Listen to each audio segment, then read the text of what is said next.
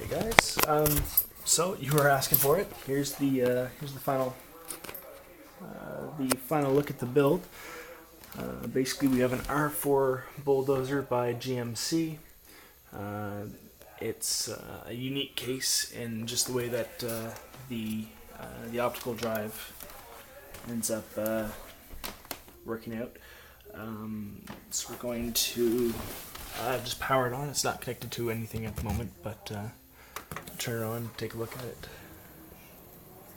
see what we got. It's got two heat sensors, one on the front, that one's for the processor, and one on the side. Ambient temperature right now is 24. Beep code telling us that there's nothing connected to it there, so that's still fine. Relatively cool lights. It's only running USB 2.0 on the front, no big deal. And yeah, so that's basically the case. I'll show you the main reason why I got the case. It's just completely aesthetic, but that's where my optical drive is. Just a button on the side. It's that.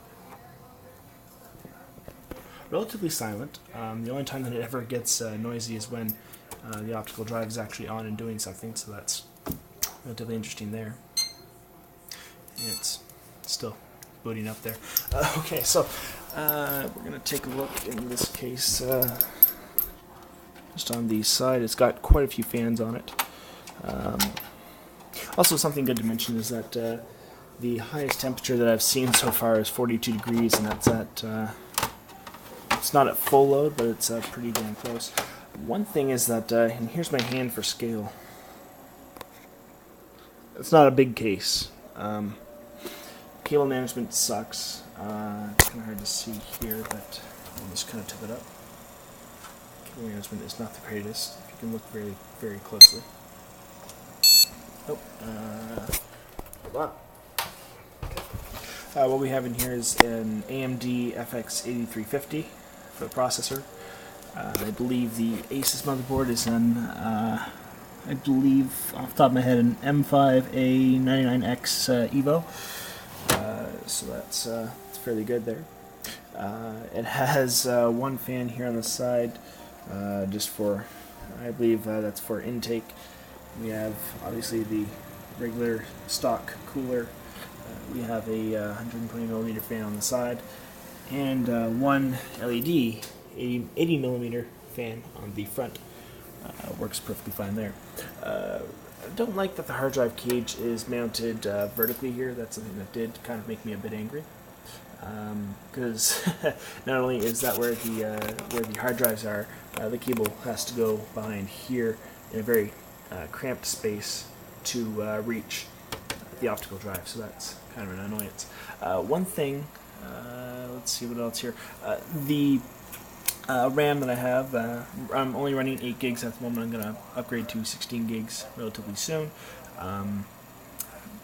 And what do we have here? Right, 8 gigs running at 1666 or 1600, yeah, 1600 megahertz. Relatively fast RAM there. Power supply, I have a 750 watt modular power supply from, I believe, NZXT. Fairly good power supply. It's rated A+ bronze. And oh right, graphics card. Graphics card I may have cheaped out a little bit. Have these.